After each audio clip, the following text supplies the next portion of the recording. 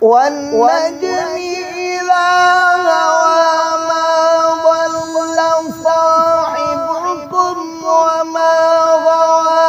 وما ينطق عن الهوى إن هو إلا وحي يوحى علمه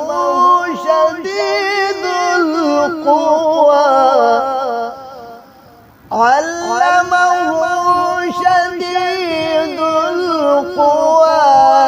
ذو مرة فاستوى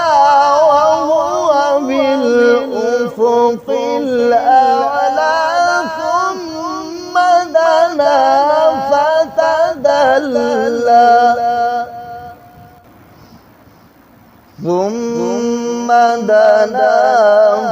فتدلى